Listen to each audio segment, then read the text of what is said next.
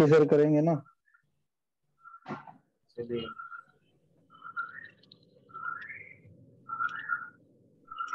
विजय sir, heat और temperature भी साथ साथ बताया करो। ठीक है सर, बताएंगे। अभी तो स्टार्टिंग है, अभी तो कुछ नहीं करना है इस पर। अभी तो सिर्फ अच्छा, आप जो शील्ड कट कर रहे हो वो आप कटर से भी कर सकते हो और हीट से भी कर सकते हो। और बेस्ट तरीका ये है कि अगर आप हीट से करोगे तो आपका बोर्ड कटने का जो रिस्क है वो बहुत कम हो जाएगा। बहुत कम, क्या हीट से बोर्ड कटने का रिस्क नहीं रहता। तो जो शील्ड कट करने में सबसे ज्यादा दिक्कत आती है, दिख रहा है ना माइक्रोस्कोप का कैमरा? सही है, कोई दिक्कत तो नहीं? हाँ हाँ, दिख रहा है दिख रहा है। हाँ, तो मैं क्या करता हूँ इसमें थोड़ा सा 183 वाला पीपड़ी या 138 वाला ऐसे पीपड़ी थोड़ा मिक्स कर लेता हूँ। इससे क्या है, बहुत आसानी से आपका शील्ड निकलेगा। ठीक है, बोर्ड में कोई कट भी नहीं आएगा। और बोर्ड को तो वैसे ही अपन ने हीट करना है, और इतने में क्या होता है, सीपीयू भी आपका प्री हीट हो जाएगा। सबसे पहले अपन क्या करेंगे, इसकी शील्ड कट करेंगे।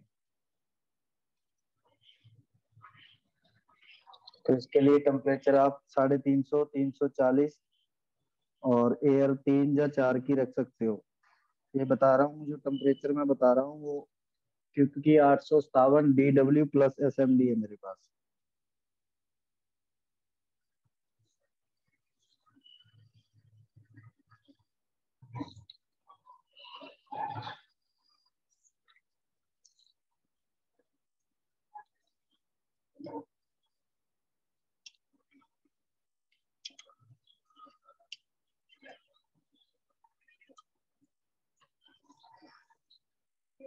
दिख रहा है ना?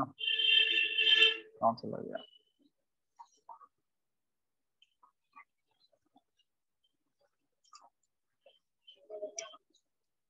तो अपने को सिर्फ सीपीयू वाली शील्ड कट करनी है। ठीक है,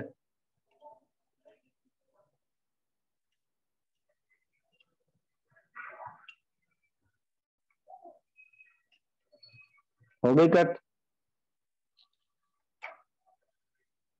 तो उसके बाद जो अपन करेंगे, इसकी साइड को ग्लू कट करेंगे। इसके लिए हम थोड़ा इसका एयर कम कर लेंगे, एयर कर लेंगे 2 या 3 पे, और टेम्परेचर कर लेंगे 320 पे। और स्क्रैपर को इस तरीके से चलाएंगे कि आपकी बोर्ड की लेयर नहीं कटनी चाहिए, बिल्कुल हल्के हाथ से।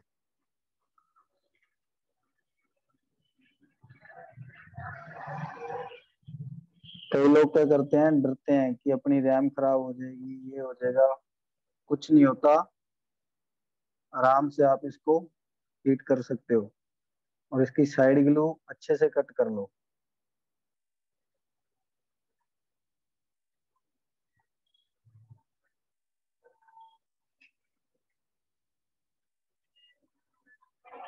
ठीक है, उसके बाद स्क्रैपर से यहाँ से कट बना लेना है। यहाँ से आपका रैम है ना, रैम और सीपीयू के बीच में ऐसे आप जब स्क्रैपर चलाओगे ना, तो आपका एक कट बन जाएगा। तो उसके बाद इसको जब रैम आपको उठानी है तो एयर 3.5 4 के आसपास, और जो आपका हीट होएगा वो 330 340। तो एक साइड से स्क्रैपर डालना है। और जब आपका रैम अच्छे से हीट हो जाए, उसके अंदर का सोल्डर जो है वो मेल्ट हो जाए।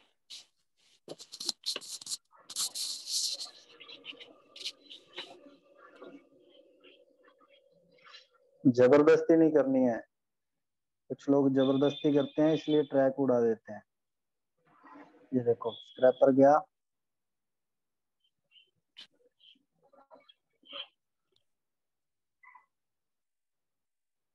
और रैम को साइड कर देना है। बोर्ड को ज्यादा टाइट नहीं करना है अपने स्टैंड में, तो इससे भी बोर्ड बेंड होने का रिस्क रहता है। उसके बाद क्या है, जो आपका सोल्डर बच गया, जो सीपीयू के कप में आपका सोल्डर बच गया, उसको उठा लो।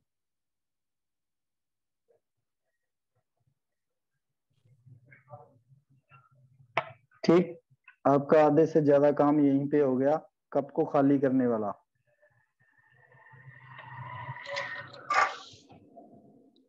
उसके बाद टेम्परेचर क्या रखना है, 350, एयर 4 की।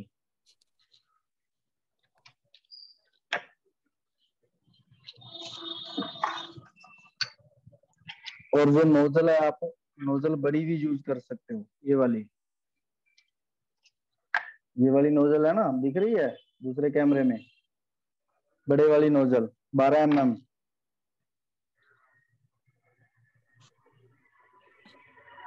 तो 12 में यूज कर रहे हैं तो उसका एयर और क्या रखें? वही 4 और 350। थोड़ा प्री हीट कर लेना है सीपीयू को। एक साइड से स्क्रैपर डालेंगे, यहाँ पे भी बिल्कुल जबरदस्ती नहीं करनी है।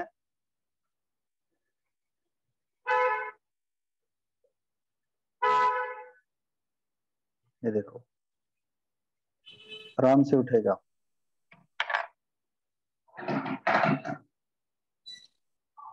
और सीपीयू निकलने के बाद ऐसा मिलेगा आपको।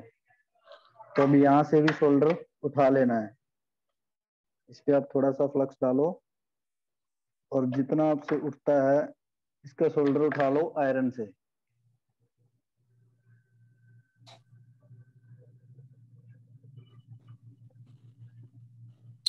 सर सेट में ग्लू नहीं था क्या इसमें? ग्लू था, ग्लू आपका सीपीयू वाली साइड चला गया ज्यादा, इसमें अभी थोड़ा थोड़ा ग्लू है।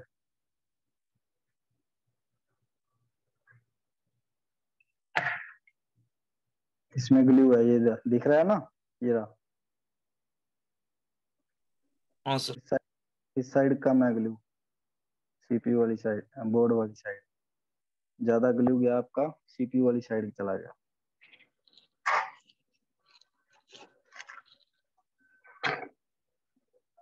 ठीक है, ये मैं बोर्ड को स्टैंड से निकाल लेता हूँ।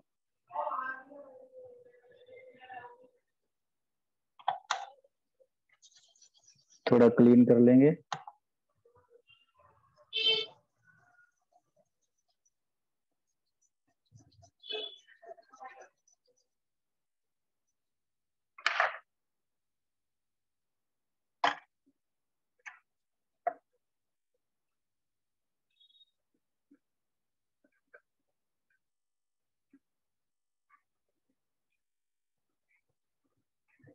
क्लियर है ना, ये देखो, ये दिख रहा है ग्लू, दिख रहा है। हाँ सर। इसमें ज्यादा नहीं रहता है, हल्का हाथों से रहता है, हल्का भी पास हो जाता है। तो अब हम जितना भी इस पे शोल्डर बचा है वो डी शोल्डर वायर से उठाएंगे, बिल्कुल इसको एकदम क्लीन कर लेंगे।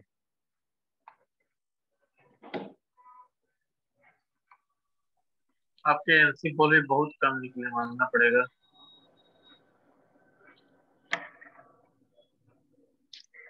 कस्टमर को एनसी से कोई मतलब नहीं है, उसका काम होना चाहिए। एनसी अगर आपके ज्यादा भी निकल रहे हैं तो कोई दिक्कत नहीं है, वो एनसी है। नहीं तो एनसी के साथ साथ में क्या होता है कि बगल वाले भी कभी कभी कवर जाते वो आपकी प्रैक्टिस जब होएगी ना, पहली पहली बार में निकलेंगे, सबसे निकलते हैं। जब आप स्टार्ट करोगे तब अगल बगल वाले भी निकलेंगे, एनसी भी ज्यादा निकलेंगे, कई बार एक दो काम के प्रिंट भी निकलेंगे। जिस साइड आप स्क्रैपर डालोगे ना उस साइड से निकलेंगे, क्योंकि अभी हीट नहीं हुआ होता सीपीयू, तो इस डर के चक्कर में थोड़ा पहले ही डाल देते हैं स्क्रैपर कि कहीं मेरा सीपीयू ना मर जाए। हैं। जी हाँ जी। और ज्यादातर सीपीयू को कुछ नहीं होता, बहुत कम चांस होता है कि वो हीट से मरेगा। ज्यादातर सीपीयू को लोग जल्दबाजी के कारण मारते हैं, हीट के कारण बहुत कम मरता है स्क्रैच लग सीपीयू। जाता है, स्क्रैच लग गया, स्क्रैच लग जाता है या सीपीयू फिर में टेढ़ा हो बैंड हो जाता है। गया, या सीपीयू को बैंड कर देते हैं पानी में, वो भी एक साइड से हीट होता है, दूसरी साइड से भी हीट नहीं होता प्रॉपर। तो पहले सीपीयू उठा दिया, अगर वो पूरा हीट नहीं हुआ, इसलिए अगर आप बड़ा नोजल यूज करते हो तो कोई दिक्कत नहीं रहता, आपका सीपीयू पूरा हीट होगा, जितना उसका सीपीयू का एरिया है ना वो पूरे का पूरा हीट हो जाएगा। तो इसलिए बड़ा नोजल यूज कर लो, बेटर रहेगा।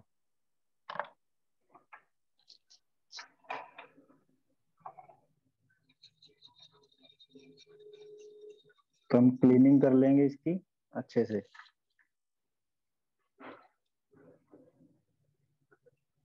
कोई बॉल अगर दिख रहा है, अभी भी दिख रहा है किसी को?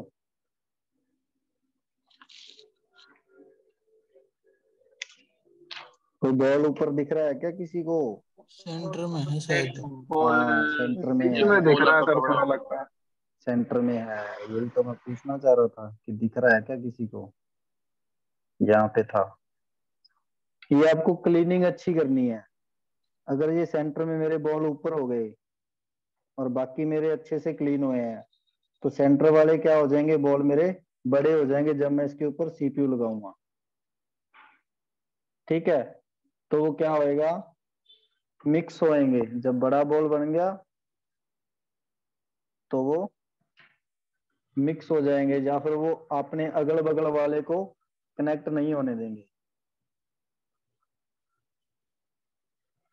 और कुछ एनसी बॉल भी होएंगे जो इस तरीके से आके दूसरे पे चिपक जाएंगे। तो ये आपने खास ध्यान रखना है इसमें क्लीनिंग का। ठीक है, और अगर आपसे ये बॉल, ये क्या कई बार क्या होता है, ये पैड आपस में मिक्स हो जाते हैं ना, नॉर्मल सीपीयू में भी हो जाते हैं, पावर आईसी में भी हो जाते हैं। तो आप इसको मास्किंग भी कर सकते हो। अगर आपके कुछ ज्यादा पैड ही मिक्स हो गए तो क्या होएगा, वहां पे सोल्डर इकट्ठा हो जाएगा और बॉल मोटी हो जाएगी। बॉल मोटी हो जाएगी तो अगल बगल की बॉल को भी अपनी तरफ खींच लेगी, तो जिससे आपका सीपीयू शॉर्ट होने का चांस रहता है। अगर आपसे ज्यादा कोई बॉल पैड हो गए हैं उसके मिक्स, तो आप उसको मास्किंग कर लेंगे। ठीक है, तो अभी हम बोर्ड को रख देते हैं एक बार साइड में। तो अब हम सीपीयू की क्लीनिंग करेंगे। सीपीयू को स्टैंड में फिक्स कर लिया, और स्टैंड में ऐसे ही करना है कि ज्यादा टाइट नहीं करना। ठीक है, सर एक बार दिखाइए चेक। क्या करना है? आवाज नहीं आई आपकी, आवाज कट गई।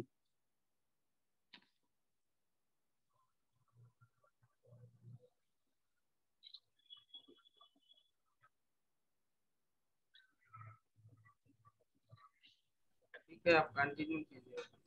ठीक है सर, ओके। तो उसके बाद हम क्लीनिंग करेंगे। पेस्ट सारी सीपीयू के इस तरफ है, सीपीयू को थोड़ा प्रीहीट करके, और यहाँ पे टेम्परेचर क्या होएगा आपका 330।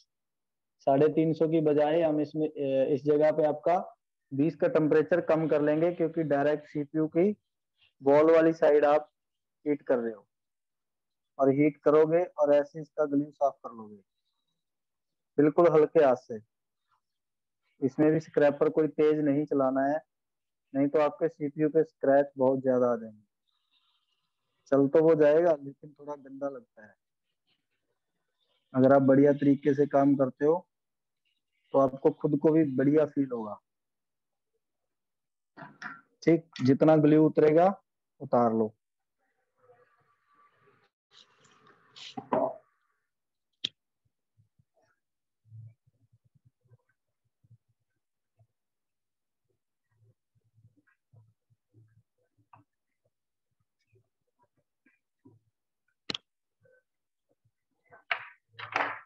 उसके बाद ब्रश, जो तार वाला ब्रश आता है ना सनशाइन का, इस तरीके का डबल हेड, तो उसको हम हल्के हाथ से लगाएंगे, ताकि जिस भी बॉल पे आपका कार्बन है तो कार्बन सारा निकल के ये आपका बिल्कुल शाइनी हो जाएगा एक बार।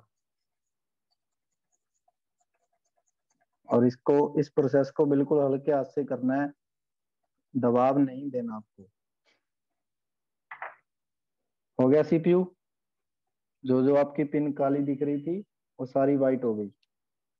अभी भी इसकी क्लीनिंग बाकी है। अब हम दूसरी साइड इसको क्लीन करेंगे। कप वाली साइड हमने बहुत कुछ तो हमने पहले ही कर लिया था और कुछ अब कर लेंगे। इसके लिए क्लीनर भी आता है और आप सिंपली पेट्रोल भी यूज कर सकते हो। वही प्रोसेस रहेगा, पेट्रोल और तार वाला ब्रश। अब मैं पेट्रोल यूज कर रहा हूँ।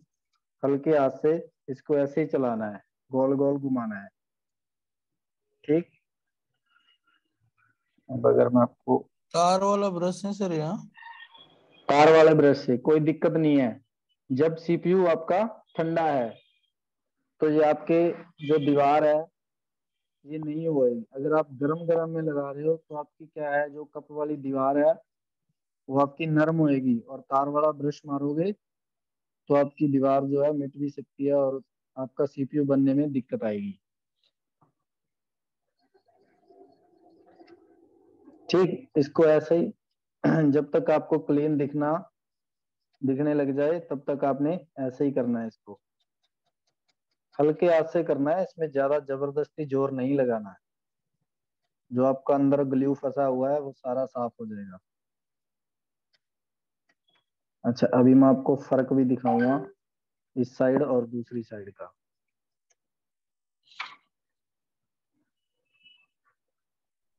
तार वाली साइड से क्लीन किया ना? हाँ, तार वाली साइड से। अभी ये देखो, दिख रहा है ना फर्क साफ? सर मेरे साथ ये हो रहा है कि रैम उठाने के वक्त ना आपका एक भी वो जो गड्ढा है उससे शोल्डर नहीं बाहर निकला। मेरा तो सब बाहर निकल जाता है। शोल्डर मेरे से बाहर भी नहीं नहीं होता साहब, मैंने किया था तो। तो आप इस तरीके से करोगे। लड़कों का भी कम नहीं है। हाँ सर, क्या बोल रहे थे? अपने माइक का ध्यान रखिए। हाँ, माइक चल रहा था किसी का। तो आप इस तरीके से एक बार जो इसकी ग्लू है वो सारी साफ कर लोगे। ठीक है। अगर आपसे फिर भी नहीं हो रहा, अच्छा चलो, एक तो हो गया ये प्रोसेस। नहीं तो आपको एक दूसरा प्रोसेस भी अभी बता दूं या नेक्स्ट में बताऊं? बता दो सर। तो थोड़ा बता दीजिए ना। हाँ, थोड़ा बता देते हैं। मान लो अभी भी मेरा इसमें ग्लू है। ठीक। तो इसमें हम क्या करेंगे, अभी वैसे तो ये सारा ही क्लीन हो गया, ग्लू बचा ही नहीं है, लेकिन चलो मैं आपको बता ही देता हूँ प्रोसेस तो इसका क्या रहेगा।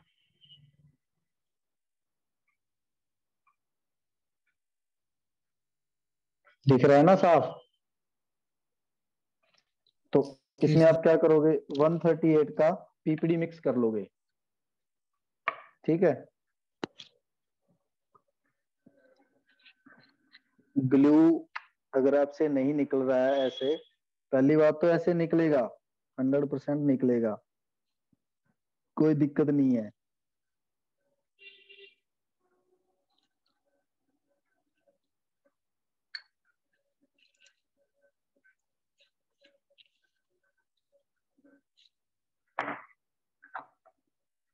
इसमें क्या करो, 138 का पीपीडी ले लो। ठीक है।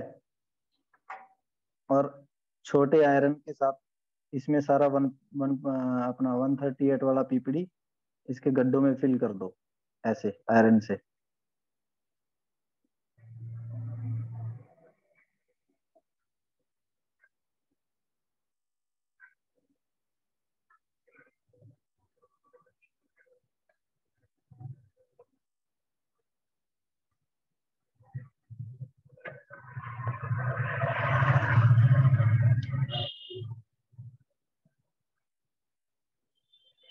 और इसके ऊपर ऐसे ऐसे आयरन घुमाते रहो।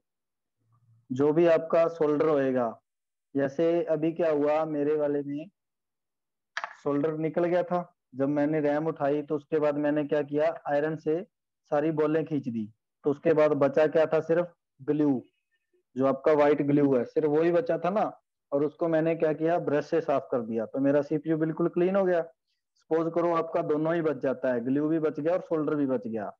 अब सोल्डर को उठाने का तरीका ये रहेगा, 138 पीपीडी डालो आयरन घुमाओ, 138 पीपीडी डालो, आयरन घुमाओ हल्के हाथ से। इसकी दीवारें नहीं तोड़ देनी है कहीं जबरदस्ती करो, बिल्कुल हल्के हाथ से ऊपर ऊपर, बिल्कुल नरम हाथ से ऐसे ऐसे करके। आप ये देखो गोली बनेगी ना मेरे आयरन पे, गोली दिख रही है ना, तो ये गोली क्या करेगी, आपका शोल्डर शोल्डर खींच लेगी, जितना भी शोल्डर आपका बॉल जितनी भी बची हुई है वो सारी खींच लेगी। अब क्या बचेगा, आपकी बॉल उठ गई, अब बचेगा ग्लू। तो ग्लू साफ करने के लिए वही तरीका जो ब्रश वाला मैंने बताया। समझ आ गई बात?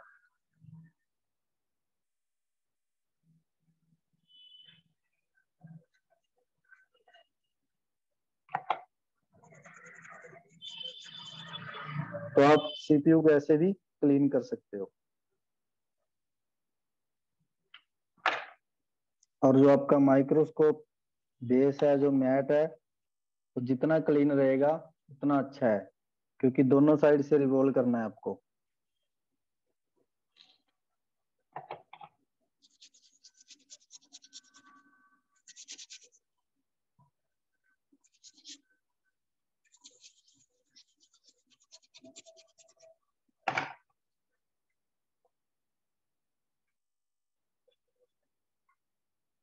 आ गया उसी कंडीशन में सेम।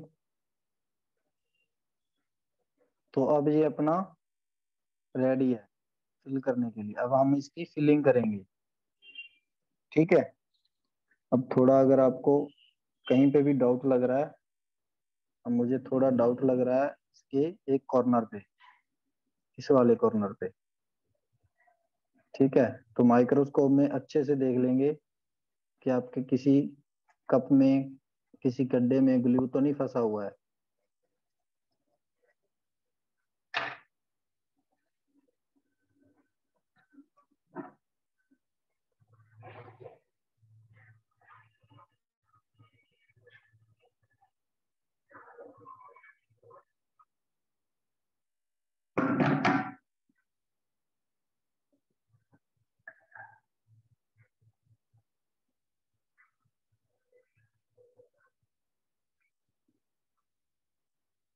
ये आपका अब क्लीन है। अब एक दो गड्ढे हैं जिसमें ये पीपीडी डालने से ये आपका बॉल बन गई है। अगर हम यहीं से रिवॉल्व करते हैं तो भी कोई दिक्कत तो नहीं है, लेकिन हम ये गड्ढा हम ऐसे भी खाली कर सकते हैं एक एक करके भी। अगर आपके पास ब्रिक आयरन है तो आप ऐसे भी इसको, लेकिन इस प्रोसेस में टाइम बहुत लगता है, तो इसका बेटर तरीका यही है कि इसको सारे को एक ही बार में खाली कर दो। ठीक है, क्या बात म्यूट है क्या सभी? सुन रहे हैं, आप बोलते रहो। बोलते रहिए। ठीक,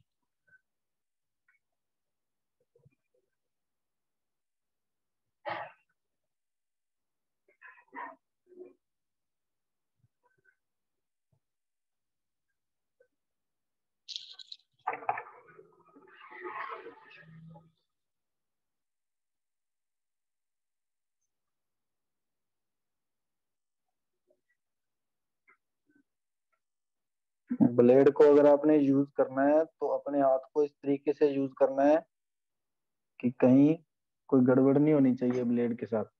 अब मैंने एक सिंगल बॉल खाली करी है, उसमें कुछ ब्रश मारने से फंस गया था, तो अब हम करेंगे इसकी फिलिंग। फिलिंग कैसे करनी है, अब आपका सीपीयू क्लीन 183 की पीपीडी ली, ठीक, तो उसको आप अपनी उंगली पे जहाँ एक पीपीडी पलटा आता है, जैसे भी आप करते हैं, तो आप उंगली से ऐसे भी कर सकते हो इसको फिलिंग।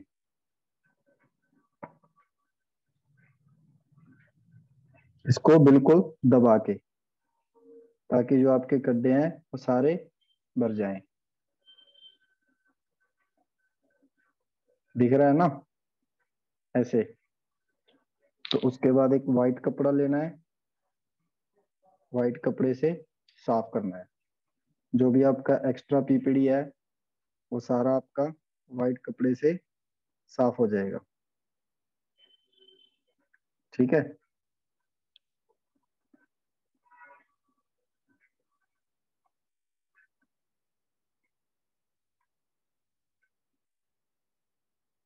हो गया साफ।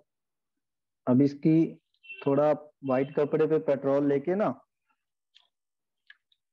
अब जैसे क्लीनिंग तो हो गई, जो एक्स्ट्रा पीपीडी थी वो सारी उठ गई, लेकिन अभी भी जैसे मैं आपको जूम करके दिखाता हूँ।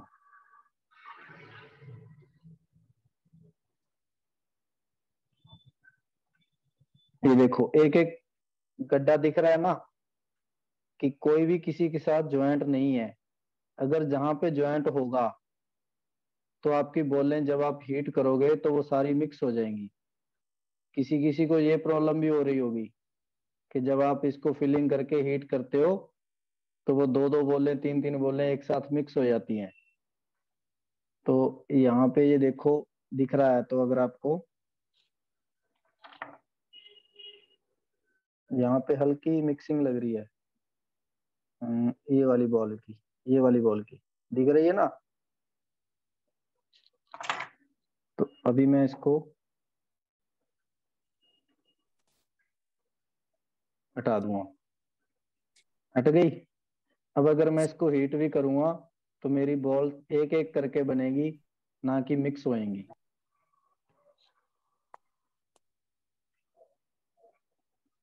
तो मैं इसको हीट करूंगा।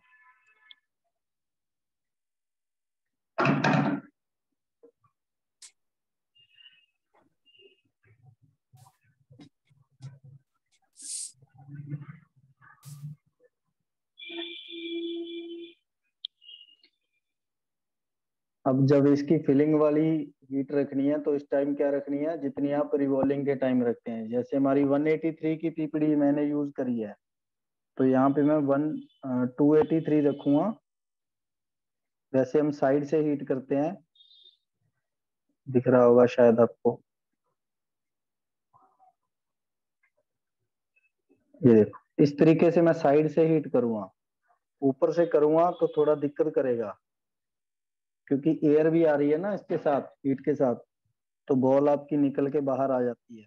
अगर मैं साइड से हीट करूंगा तो कोई भी बॉल बाहर नहीं आएगी।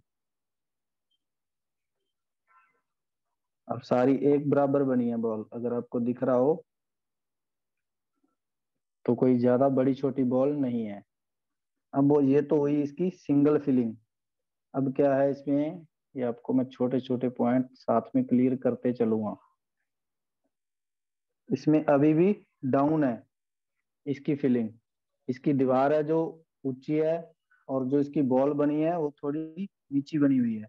तो इसकी एक बार और फिलिंग कर लेंगे, जितना उसको चाहिए होगा वो शोल्डर ले लेगा कप उसका, और जो बाकी एक्स्ट्रा होगा वो अपन कपड़े से साफ कर देंगे। तो मैं इसको दोबारा फिल कर दूंगा। ठीक,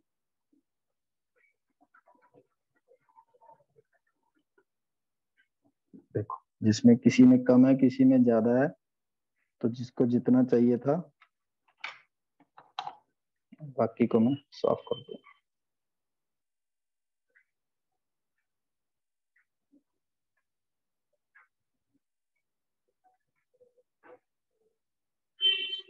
ठीक है, सेम वही प्रोसेस।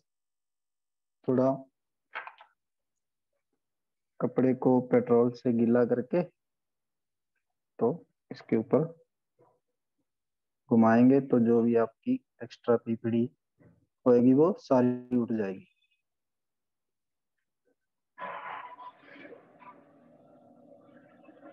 अब बिल्कुल नामात्र, अब इसने पीपीडी कितना लिया है, बिल्कुल नामात्र, कि जितना इसको चाहिए था।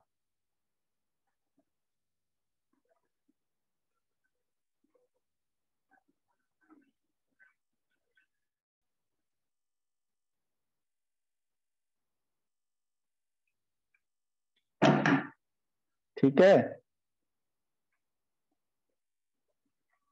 अब सारे बॉल अपने बढ़िया बन चुके हैं इस साइड के। और जब दूसरी साइड अपने को सीपीयू की जो मेन साइड है वो वाली साइड रिवॉल्व करनी है, तो आपका जो मैट है, जो आप कपड़ा, जो आप नैपकिन यूज करते हो, वो बिल्कुल क्लीन होना चाहिए। नहीं तो फिर आपकी ये वाली साइड की जो रिवॉल्विंग है वो खराब हो जाएगी। अगर थोड़ा सा शोल्डर और कोई टीपड़ी या कोई बॉल बनी हुई पड़ी है आपके मैट पे, वो इसमें आके मिक्स हो गई तो दिक्कत हो जाएगी, आपको फिर से ये सारा प्रोसेस करना पड़ेगा।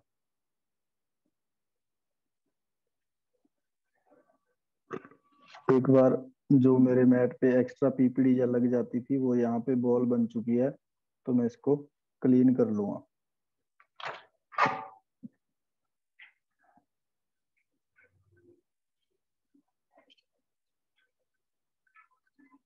अब जो सीपीयू की मेन साइड है, इसमें आपको अभी भी कार्बन दिख रहा होगा। ठीक है, वैसे तो ये बहुत साफ हो गई, लेकिन जैसे यहाँ पे कोई तो आसानी से पीपीडी को पकड़ रहा है, कोई जो आपकी पिन है वो नहीं आसानी से पकड़ रही। तो इसके लिए भी एक तरीका है कि सीपीयू को एक बार रिवॉल्व करो और उसके बाद मिटा दो, फिर फाइनल रिवॉल्विंग करो उसकी।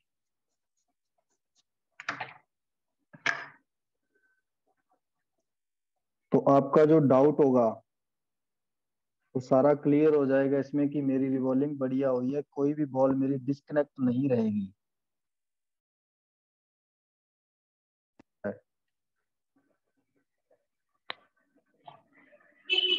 तो ये मैं कपड़े से ऐसे ये ग्लू को साफ कर दूंगा।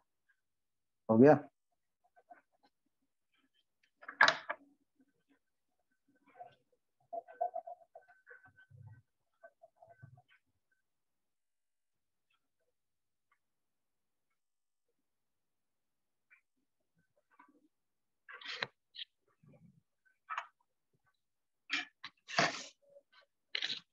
रिवॉल्विंग का वही तरीका जो आप जैसे आप रिवॉल्व करते हो नॉर्मल आईसी सिंगल लेयर वाला, जब कोई भी आईसी रिवॉल्व करते हो।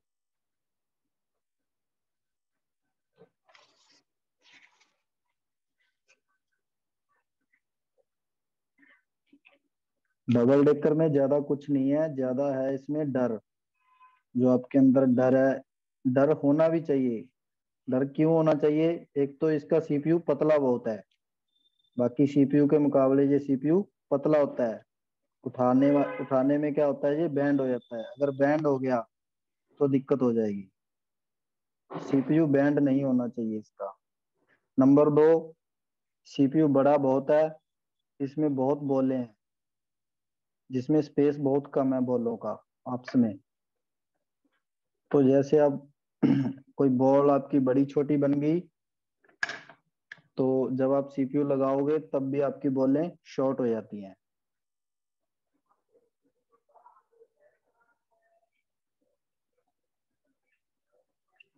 ठीक है, अभी मैं इसकी क्या करूंगा, रिवॉल्विंग करूंगा, पर ये मेरी फाइनल रिवॉल्विंग नहीं होएगी।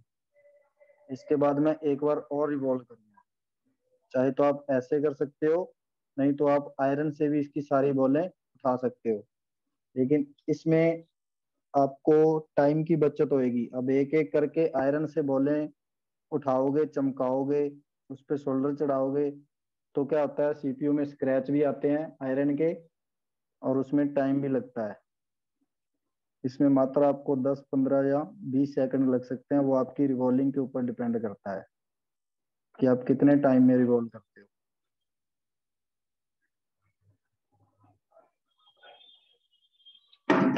ठीक।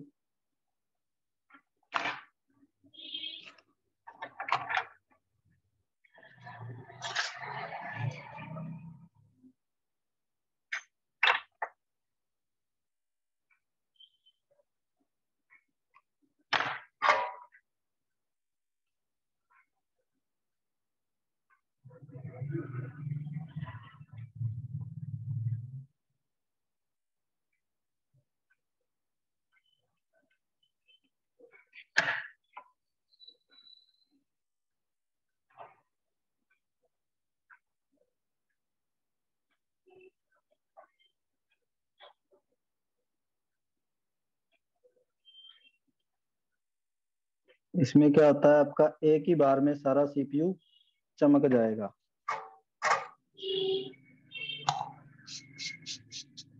अब ऐसा नहीं है कि रिवॉल्विंग के टाइम अपना सीपीयू में कोई बॉल ऐसी रह जाएगी जो डिस्कनेक्ट रहे।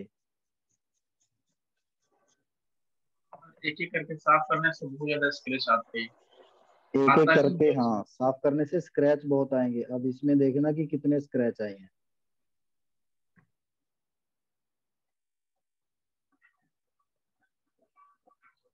ये तो अभी साफ करने वाला।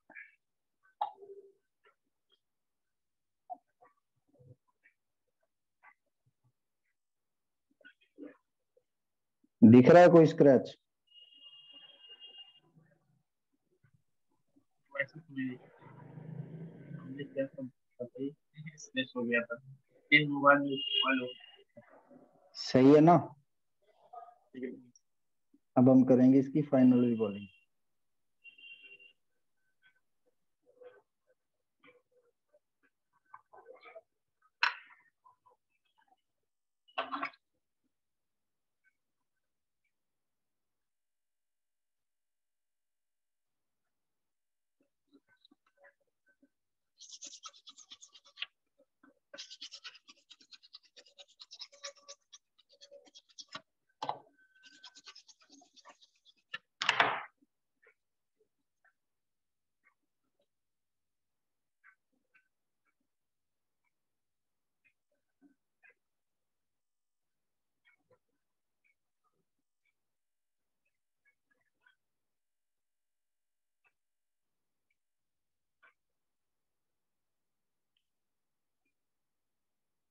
दिख रहा है?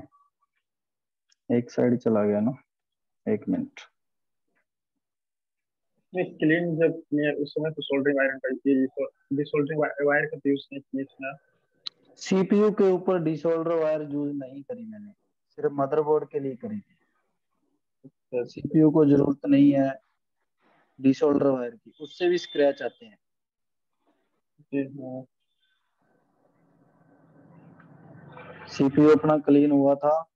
जो ग्लू कट करी थी वो स्क्रैपर और हीट के साथ करी थी, और उसके बाद तार वाले ब्रश से करी थी।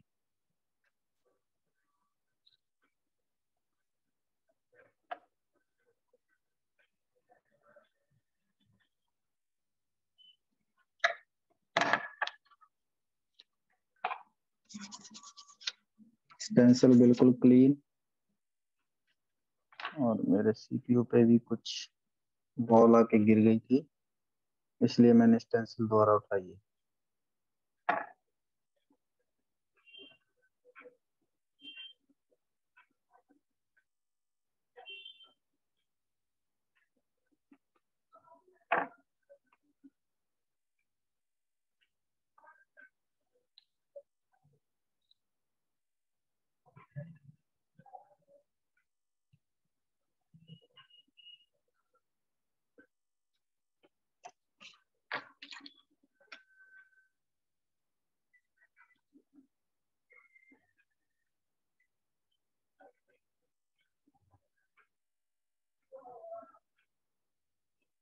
इसमें भी बॉल आपकी बड़ी छोटी नहीं बननी चाहिए। अगर आपसे बॉल बड़ी छोटी बन गई तो आप एक बार फिर से उसको स्टेंसिल में लगा के उसको सर्जिकल ब्लेड से काट के दोबारा रिवॉल्व कर लो। अगर बड़ी छोटी बॉल बनेगी तो थोड़ा दिक्कत करेगा, क्योंकि इसके बॉल आपस में ना स्पेस बहुत कम है बॉल के आपस में।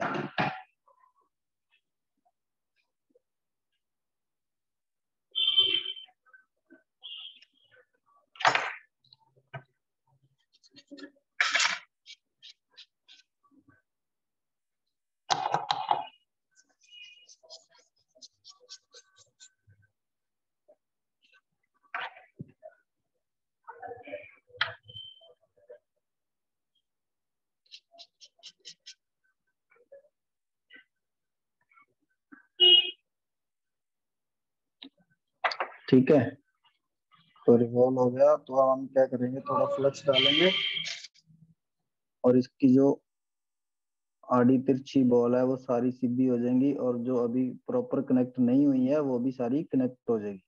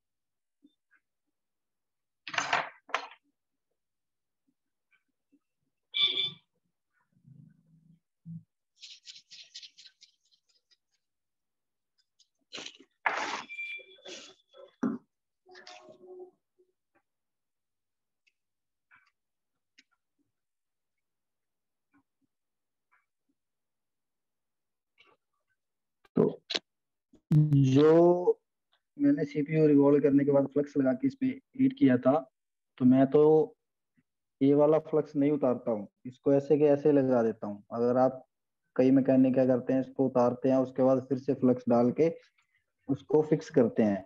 वो तरीका भी सही है, ज्यादातर वही यूज करते हैं, लेकिन ये मेरा खुद का पर्सनल तरीका है, आप चाहो तो यूज कर सकते हो।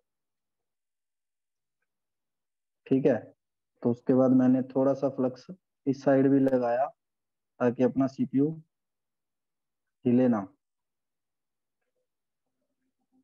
दिख रहा है ना? ठीक है, कॉर्नर टू कॉर्नर मिला के रखना है आपको।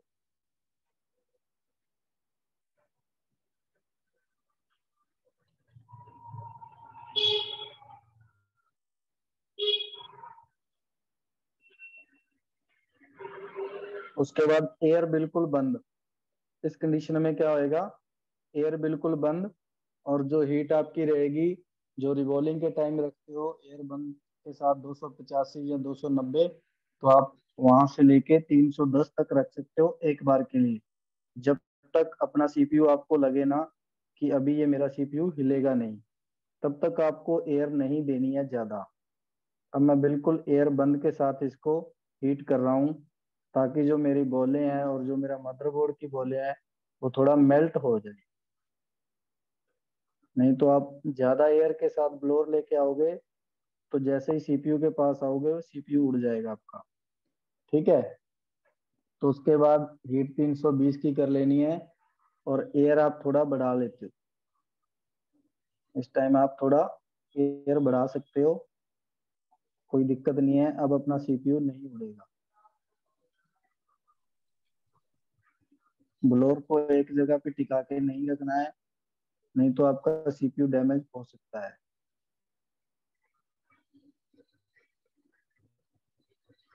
उसके अंदर से थोड़ा फ्लक्स मुझे दिख रहा है बाहर आता हुआ, शायद आपको भी दिख रहा होगा, तो इसका मतलब अपना सीपीयू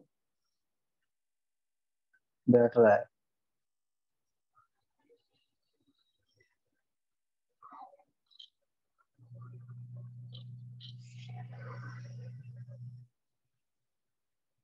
उसके बाद अगर आपको लगे वो आपके हाथ के ऊपर है, एयर थोड़ी और बढ़ाना चाहते हो तो बढ़ा सकते हो, अब अपना सीपीयू नहीं उड़ेगा।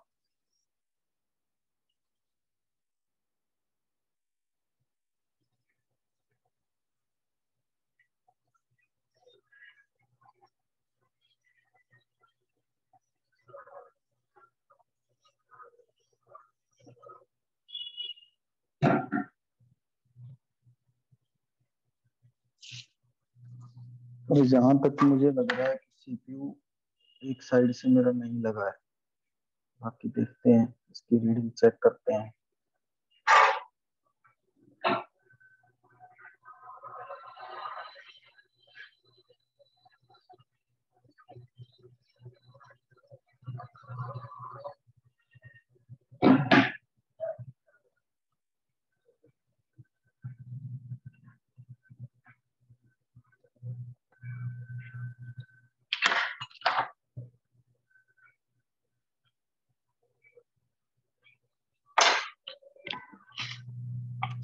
जैसे आपके पास A50 या A50S है, तो अगर आपको सीपीयू लगाने में थोड़ा डाउट लग रहा है तो आप इस कैपेसिटर पे अपनी रीडिंग चेक कर सकते हो।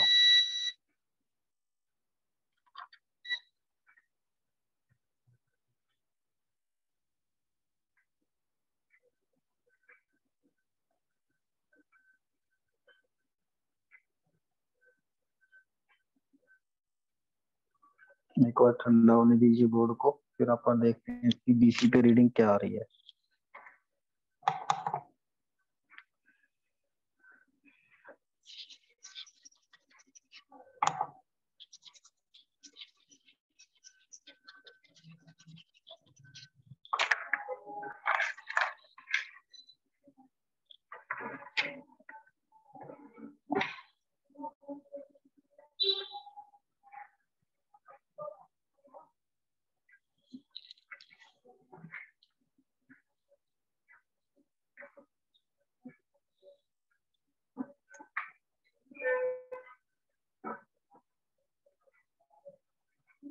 ये मेरा सीपीयू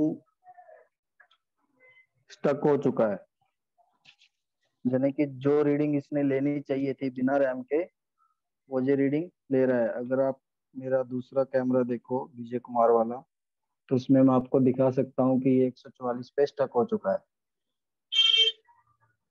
ठीक है, अब यहाँ तक मुझे लग रहा है कि अपना सीपीयू सही लगा है, और बाकी जो इसका रिजल्ट निकलेगा वो रैम को लगाने के बाद निकलेगा। और इसकी दूसरी जो चेकिंग होती है वो होती है आप पोर्ट चेक करो कि ये पोर्ट कौन सी बना रहा है। ठीक, अब ये डिवाइस नॉट रिकॉग्नाइज की पोर्ट बनाएगा, तो हम दूसरी साइड से भी इसको कंफर्म कर लेते हैं कि अपना सीपीयू सही बैठा है या सीपीयू सही नहीं बैठा है।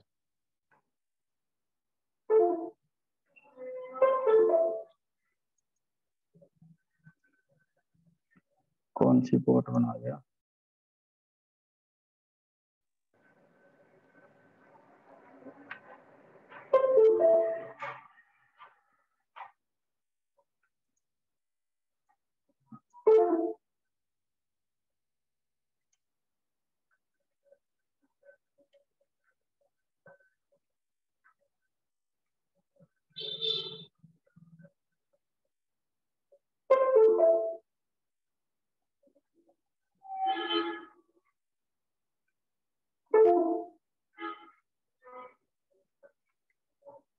पोर्ट क्यों नहीं बना रहा? सर नीचे शो करेगा वो यूनिवर्सल सीरियल बस ड्राइव करे ना, थोड़ा और नीचे आओ। नॉट नहीं रिकॉग्नाइज नहीं, यहाँ पे हाँ ये मेरे वाले पीसी में यहाँ पे नोटिफिकेशन देता है। हाँ, यहीं पे दिखाएगा नॉट रिकॉग्नाइज, फिर से लगेगा। पॉपअप में आ जाता है मेरे पास, पता नहीं क्यों नहीं आ रहा।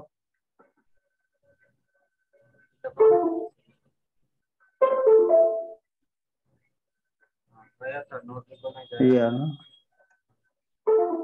ये वाला। चलो मेन क्या है, आया था। हाँ हाँ दिखा रहा है नोट रिकॉग्नाइज वाला ही है, लेकिन नोटिफिकेशन नहीं दे रहा हो बस। हाँ, नहीं तो पॉपअप में आता होता है, ये मेरे पास भी आता था, पता नहीं अब क्या कोई सेटिंग होगी क्या। हाँ, उस चलो सेटिंग की वजह से हो रहा है। अब हम रैम लगाएंगे, लगाएं फिर रैम। जी सर।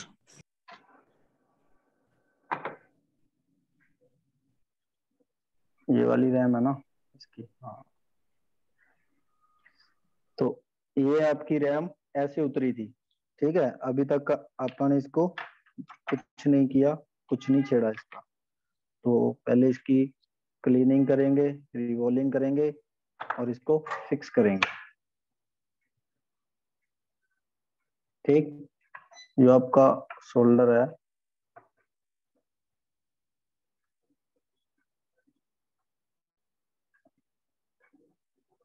वो अपन थोड़ा पहले आयरन से उठा लेंगे, ताकि हम जो वायर वाला ब्रश चलाएंगे उससे कोई दिक्कत ना आए।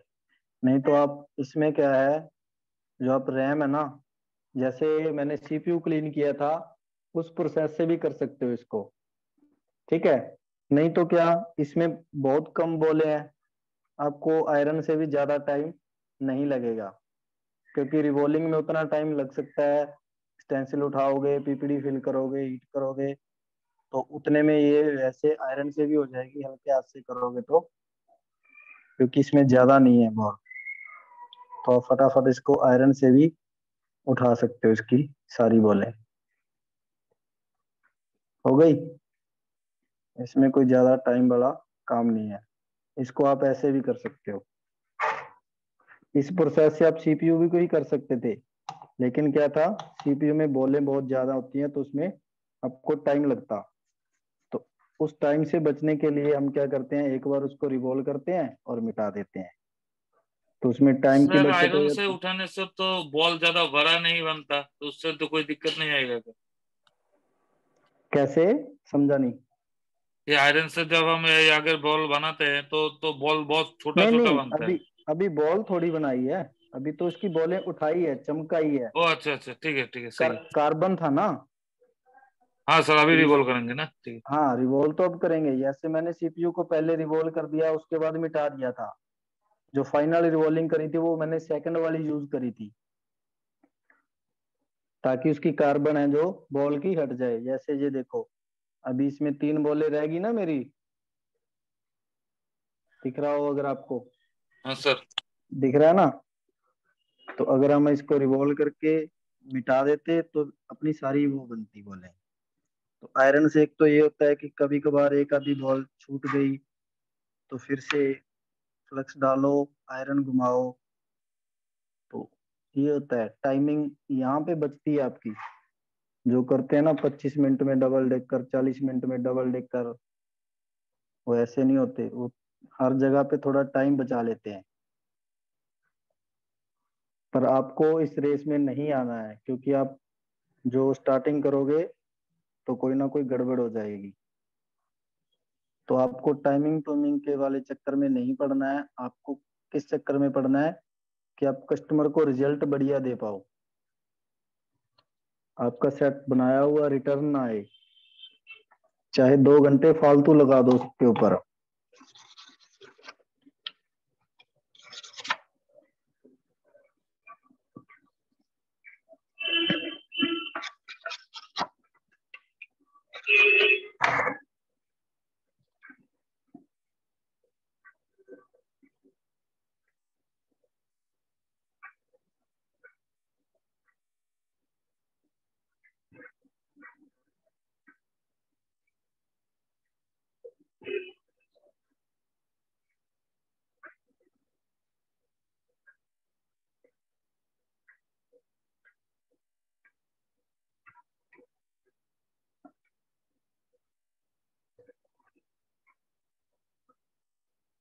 दिख रहा है?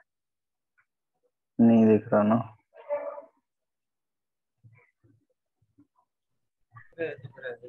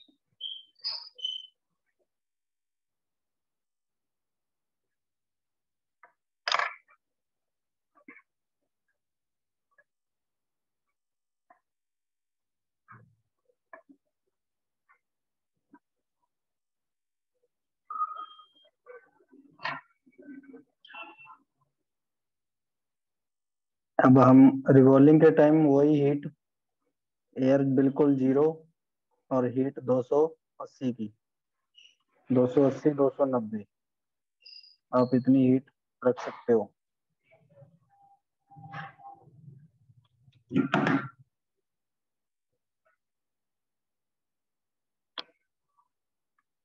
और स्टेंसिल को थोड़ा रुक के हटाना। अपनी जो ट्वीजर से हम पकड़ते हैं ना स्टेंसिल को, थोड़ा रुक के हटाओ तो सही होता है, नहीं तो आपकी रिवॉल्विंग मिट भी सकती है।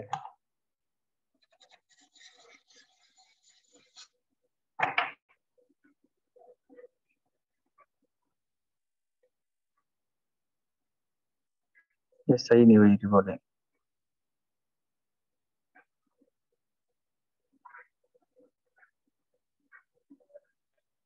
वैसे ये बता दूं मैं आपको, अगर हम इसको दोबारा रिवॉल्व करना चाहते तो दोबारा रिवॉल्व हो जाती, ठीक है? नहीं तो ये आपकी हमारी बॉल बड़ी बन गई। बड़ी कैसे बन गई? क्योंकि मुझे माइक्रोस्कोप में जूम आउट ज्यादा करना पड़ रहा है, नहीं तो वो ईएमएमसी पूरी नहीं दिख रही है।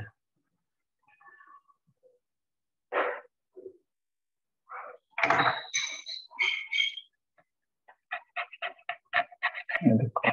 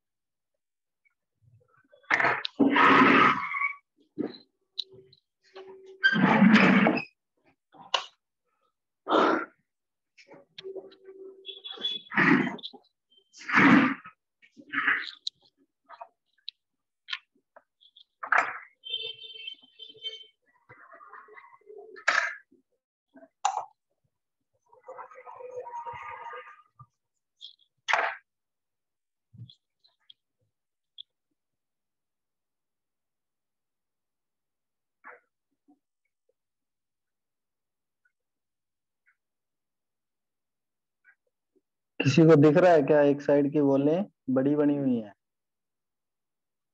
अगर किसी को दिख रहा है तो रिप्लाई कर दो, तो मैं इसको दोबारा बनाऊंगा। हल्की से बड़ी दिक्कत है, इसको दोबारा बना।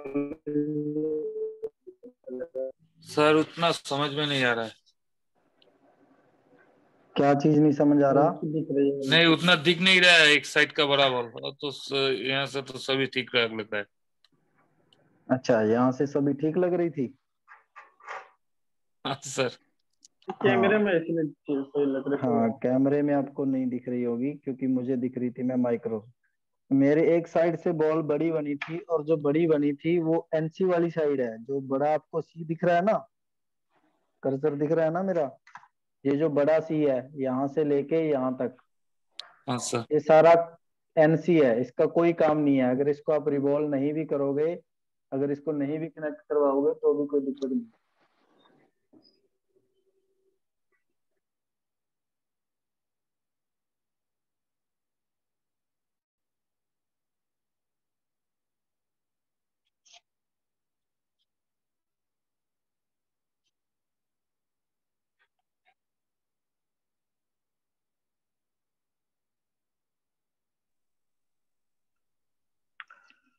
लेकिन कनेक्ट नहीं करेंगे तो फिर आईसी लगने के बाद आईसी कमजोर नहीं रहेगी?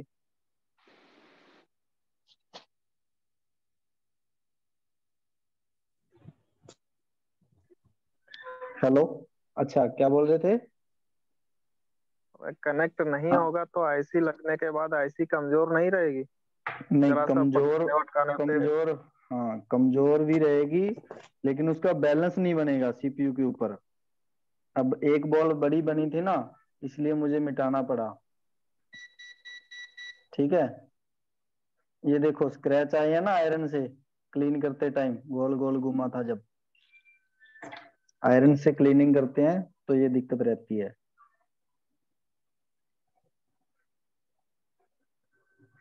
हाँ, तो इसलिए तो है ना, ये दोनों साइड से बराबर रिवॉल्व रखनी पड़ती है, तो इसमें क्या है, रिजल्ट अच्छा आएगा। अगर आप एक साइड भी रिवॉल्व करते हो, दूसरी साइड दो चार बॉलें बस बैलेंस के लिए रख लेते हो, तो भी कोई दिक्कत नहीं है। वो मैंने इसलिए बताया, कई बार इस साइड में से कोई आपका ट्रैक निकल जाए या कुछ हो जाए, तो ये सारी साइड खाली है आपकी, तो कोई टेंशन वाली बात नहीं होती इसमें। पर अगर आप रिवॉल्व करते हो या आपसे एक दो बॉल नहीं बनी है इस साइड वाले में से, तो कोई दिक्कत नहीं है। पर ये नहीं है कि आप इसमें एक भी ना बनाओ, तो आपकी जो रैम का बैलेंस है वो नहीं होएगा, जिससे आपको रैम बैठने में भी दिक्कत करेगी और बाद में भी आपका रिजल्ट खराब हो सकता है।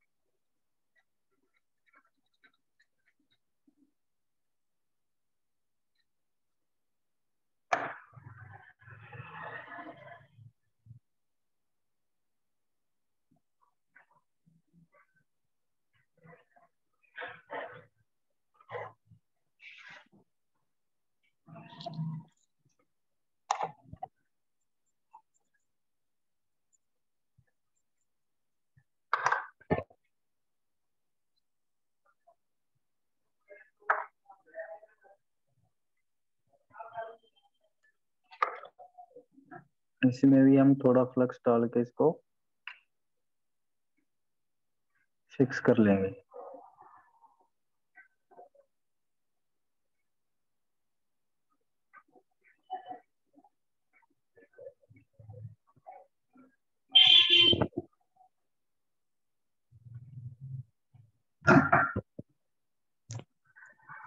ठीक है, अब मेरी सारी बॉल बराबर बनी है, तो अब हम इसको फिक्स करेंगे सीपीयू के ऊपर।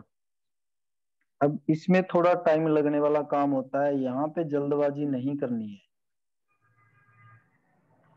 ठीक, रैम के ऊपर ऑलरेडी मेरा फ्लक्स है जो कि मैंने रिवॉल्विंग के बाद लगाया था, और थोड़ा सीपीयू के ऊपर लगा लेंगे जिस तरीके से मदरबोर्ड पे लगाया था। ठीक है, सेम वही चीज हो गई, जैसे हम सिंगल लेयर आईसी लगाते हैं ना, बस इसमें आईसी के ऊपर आईसी लगनी है। तो इसमें बड़ी बात क्या है, वही प्रोसेस रहेगा। पहले हमने मदरबोर्ड पे फ्लक्स लगाया था, अब हम सीपीयू की अपर वाली साइड में लगा रहे हैं। ठीक है, तो मेन बात इसमें क्या है, सीपीयू के ऊपर टिका के रखना रैम को।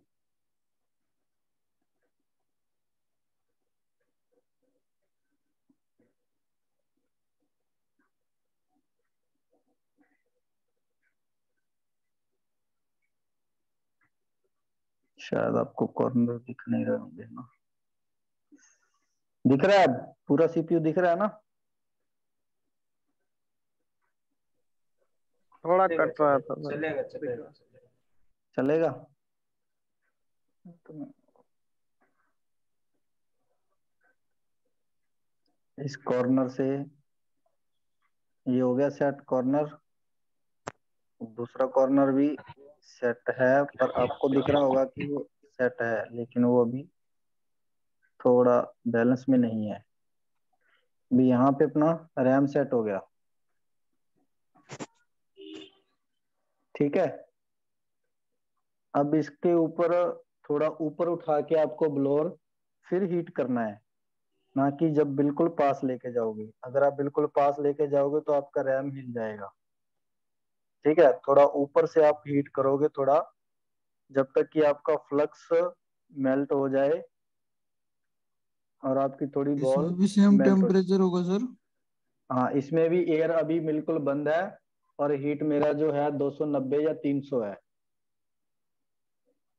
जिस टाइम सीपीयू लगाते टाइम भी फर्स्ट टाइम हमने यही हीट रखा था 10-15 सेकंड के लिए। जब आपको लगे कि हाँ मेरा फ्लक्स मेल्ट हो चुका है, कि अब मेरा सीपीयू नहीं उड़ेगा, तो उसी प्रोसेस में हम ये देखेंगे कि जब मेरा फ्लक्स मेल्ट हो जाएगा तब मुझे पता चलेगा कि मेरी रैम अब नहीं उड़ेगी, तो मैं एयर बढ़ा लूंगा उस टाइम। तब तक मैं एयर बढ़ाऊंगा नहीं। अब मुझे थोड़ा सा जूम करने दो।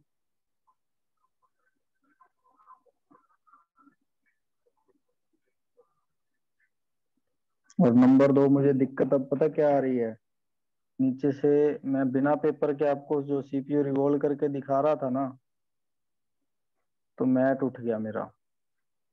या तो मैं उसको थोड़ा साइड में कर दूं।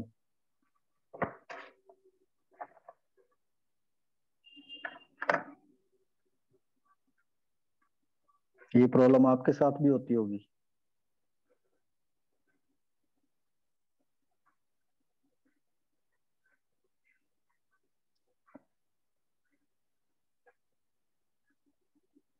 हाँ सर, फूल जाता है वो गर्म होने पर। मैट, हाँ, गर्म होने पे मैट। अगर हम नीचे ना नैपकिन पेपर यूज करते हैं तब नहीं फूलता, लेकिन जब मैं आपको ऊपर फिलिंग दिखाने के लिए वो नैपकिन उठा दिया था।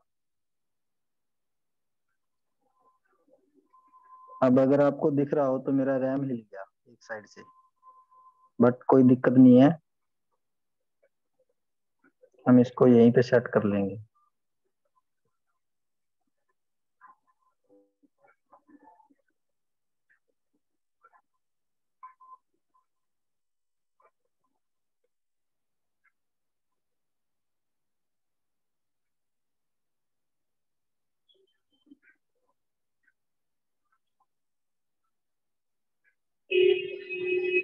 ठीक है, वो हिल के अपने आप अपनी जगह पे आ जाएगा। अब मैं थोड़ी एयर बढ़ा लूंगा, एयर 2 या 3 पे, और हीट मेरी होएगी 310 320 तक भी आप हीट रख सकते हो रैम के लिए।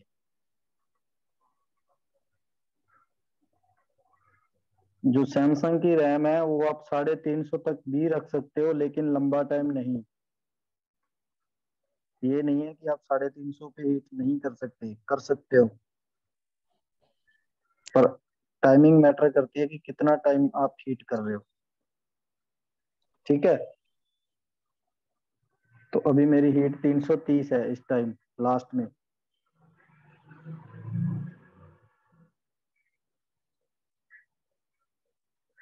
और रैम अगर आपको लग रहा है कि फिक्स है, बिल्कुल कोई दिक्कत नहीं है,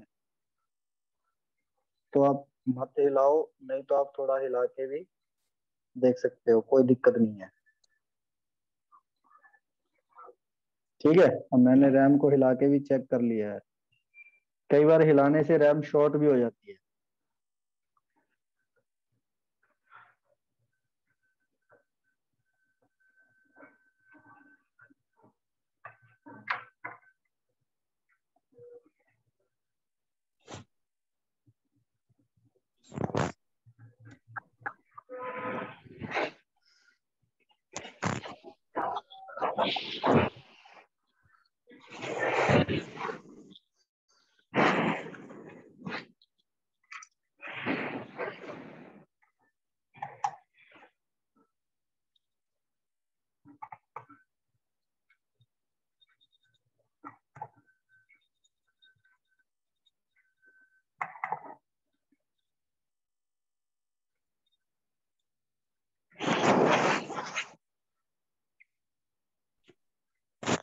अब हम देखते हैं इसकी रीडिंग।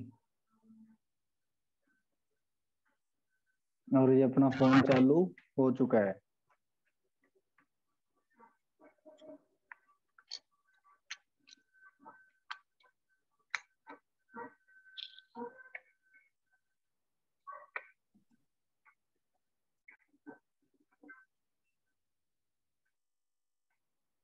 दिख रहा है?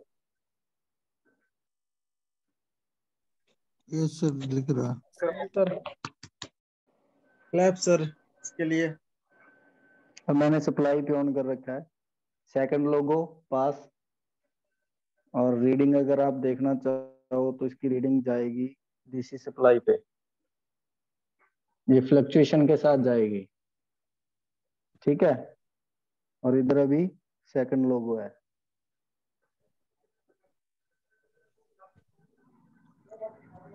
अच्छा सर, अगर कोई डेट सेट है, वो ये जो M30 वगैरह है, ठीक है, तो इसका रैम का प्रॉब्लम है या दूसरा कहीं से प्रॉब्लम है, ये कैसे कंफर्म करे?